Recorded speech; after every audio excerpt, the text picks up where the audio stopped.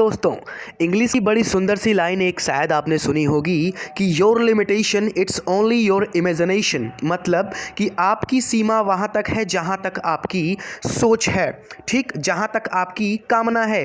तो अपनी सोच को बदलिए और अपनी सोच को बड़ा करिए। जी हाँ दोस्त, जब भी आप पेड़ पर कोई भी फल देखिए तो सबसे ऊपर वाला फल आपको चाहिए हो। ऐसी कोई आपका सोच नहीं, आपका विज़न होना चाहिए। आपका जो सोच है वो इतना बड़ा होना चाहिए। आपकी जो कामना है, आपकी जो कह सकते हैं कि एक प्रकार से कि आकांक्षा आपकी जो है, आप जो पाना चाहते हैं वो लाइफ में अपना गोल जो है वो बड़ा बनाइए। जी हाँ दोस्त, इसी के साथ वीडियो को शुरू करते हैं।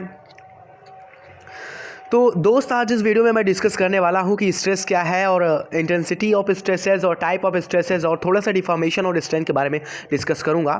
तो पूरी वीडियो ध्यान से देखना। अगर ये वीडियो अच्छी लगे तो प्लीज़ लाइक एंड सब्सक्राइब और शेयर करना इस वीडियो को उन दोस्तों के पास जो कि जिनके पास व्यवस्था नहीं है, वो क्लासेस अटेंड नहीं कर पा रहे हैं या फिर कुछ भी कारणवश वो अटेंड नहीं कर पा रहे हैं। तो ये वीडियो ज़रूर देखें, क्योंकि इस वीडियो में मैं बहुत ही ईजी वे में जितने भी टॉपिक्स बता रहा हूँ आपको strength of material, structural mechanics की। इस समय स्ट्रक्चरल मैकेनिक्स नेम हो गया है, इससे पहले स्ट्रेंथ ऑफ मटेरियल था। तो ये काफ़ी बेनिफिटेबल होगा उनके लिए। जी हाँ दोस्तों, वीडियो शुरू करते हैं, काफ़ी लंबा हो जाएगा वरना।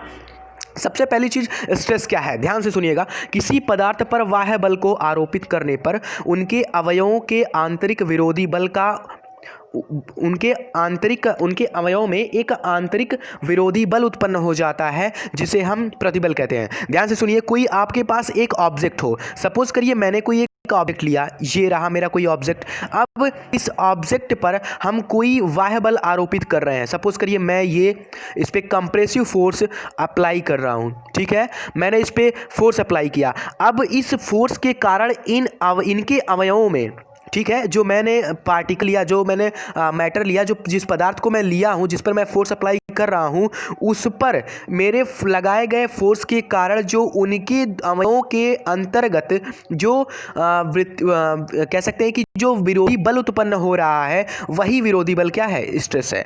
ठीक है, आगे चलिए। सेकंड है इंटेंसिटी ऑफ स्ट्रेसेस क्या है, प्रतिबल तीव्रता। तो किसी पदार्थ के प्रति इकाई क्षेत्रफल वाले परिच्छेद पर लगने वाला बल प्रतिबल तीव्रता कहलाता है।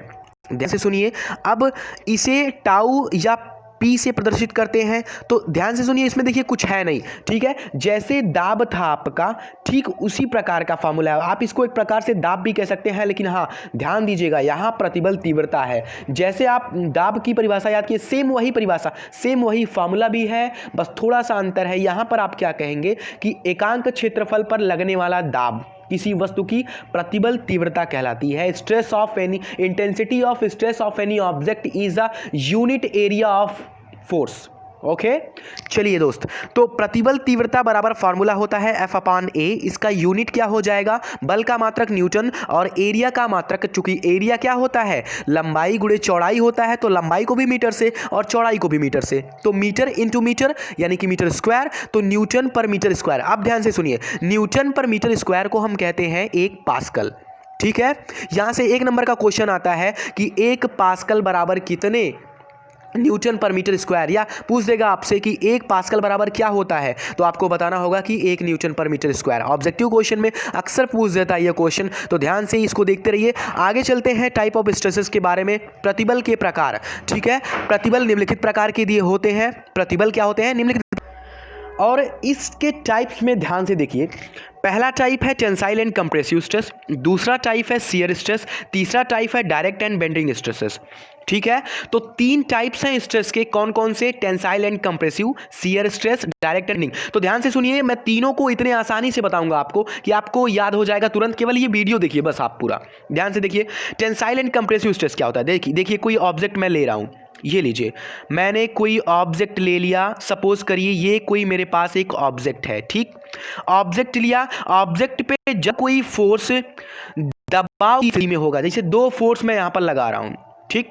अब संपीड़न बल का मतलब होता है कि दोनों फोर्स जो लग रहे हो वो अपोजिट डायरेक्शन में हो, ठीक है। अगर आप सेकेंड सेमेस्टर में शायद जो सेकेंड सेमेस्टर में आप पढ़े होंगे, ठीक है, वहाँ पर एक अप्लाइड मैकेनिक्स सब्जेक्ट था, उस अप्लाइड मैकेनिक्स में आप पढ़े होंगे, नहीं पढ़े हैं तो ठीक है वीडियो देखिए। इसमें मैं समझा दे रहा हूँ आपको।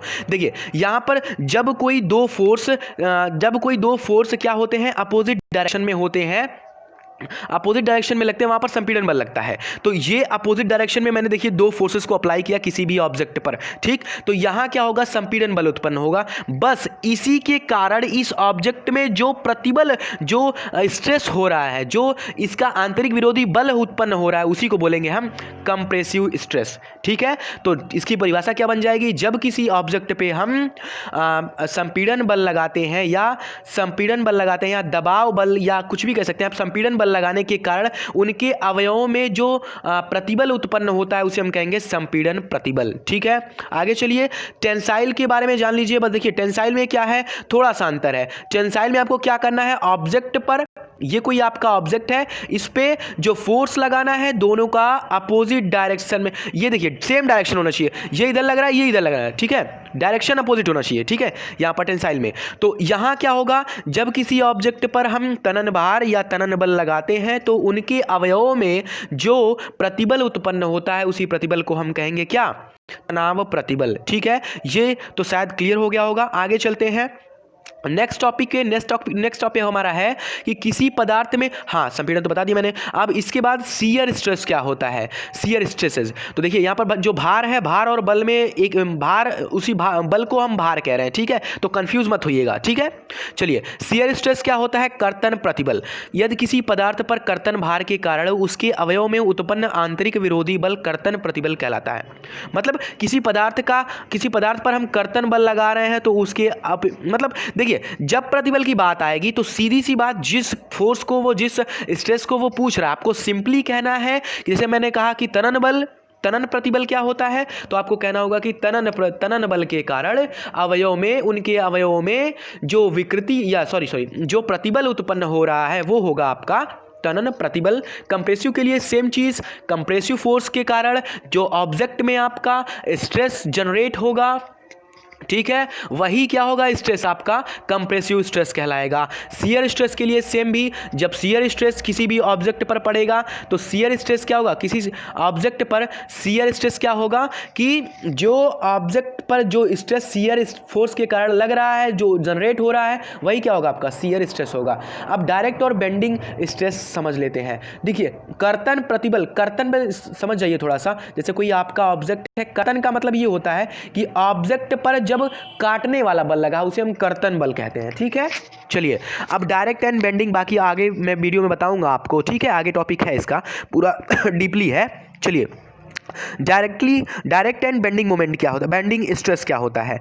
डायरेक्ट स्ट्रेस मतलब सीधे भार के कारण पदार्थ के अवयव में उत्पन्न प्रतिबल डायरेक्ट स्ट्रेस कहलाता है। इसे FB या FD से प्रदर्शित, देखिए यहाँ पर थोड़ा ध्यान दीजिएगा, जो FB मैंने लिखा है ये FB मतलब बेंडिंग फोर्स, ठीक है, डायरेक्ट, और जो FD लिखा है वो डायरेक्ट फोर्स के लिए लिखा है, ठीक है, तो कंफ्यूज ना होइएगा। इसे FB से प्रदर्शित करते हैं, इसे FB से प्रदर्शित करते हैं, ठीक है, ये ना लिखिएगा आप, ठीक है। आगे चलते हैं। अब देखिए तो कोई ऑब्जेक्ट हो आपके पास, ऑब्जेक्ट पे जब आपका सीधा भार लगेगा, सीधा भार या अक्षीय भार, तो उसे क्या कहेंगे हम, सीधे भार या अक्षीय भार के कारण, जैसे ये कोई ऑब्जेक्ट है, इस पे ये फोर्स लग रहा है, तो ये क्या होगा आपका डायरेक्ट स्ट्रेस। और बेंडिंग स्ट्रेस क्या, इसके कारण जो स्ट्रेस इसमें जनरेट होगा वो क्या होगा, डायरेक्ट स्ट्रेस। अब बेंडिंग स्ट्रेस मतलब किसी धरन पर वह भार आरोपित करने पर वह विक्षेपित हो जाता है, अतः विक्षेपित अवस्था में धरन के अवयव में उत्पन्न प्रतिबल, मतलब मैंने कोई फोर्स अप्लाई किया इस पर, अब इसका क्या है, ये जो विक्षेपित हुआ, मतलब इसका जो आकृति है वो परिवर्तन हो गया या कुछ बेंड हो गया, ये तो जो आकृति परिवर्तन हुआ है तो उस स्थिति में कुछ मान लीजिए कुछ ये झुक गया, ठीक है, मैं ये कोई बीम है या कुछ भी चीज़ है, इस पर मैंने फोर्स अप्लाई किया, ये कुछ झुक गया, तो जो इसके कारण, फोर्स के कारण इनके अवयवों में जो प्रतिबल उत्पन्न हुआ वही प्रतिबल क्या होगा आपका, बेंडिंग स्ट्रेस होगा। चलिए आगे चलते हैं। अब बेंडिंग स्ट्रेस के बाद देखिए क्या है, डिफॉर्मेशन। थोड़ा सा समझ लीजिए, डिफॉर्मेशन और स्ट्रेंथ तो एक ही चीज़ है, मतलब थोड़ा सा अंतर है। देखिए वाह भार के कारण किसी वस्तु में होने वाला रूप एवं आकृति में परिवर्तन विरूपण कहलाता है। जैसे मेरे पास कोई एक ऑब्जेक्ट है, इस ऑब्जेक्ट पे मैं फोर्स अप्लाई कर रहा हूं और ऑब्जेक्ट की क्या हो रही है, शेप एंड साइज में से कोई भी चीज़ परिवर्तित हो जाए, इसकी शेप आकृति परिवर्तित हो जा रही है। तो जब आकृति परिवर्तित हो जाएगी तो उस स्थिति में क्या होगा, डिफॉर्मेशन, उसी को कहते हैं हम डिफॉर्मेशन, मतलब जो विकृति इसमें उत्पन्न हो रही है, कह सकते हैं सीधी सी बात है, change in length is a deformation.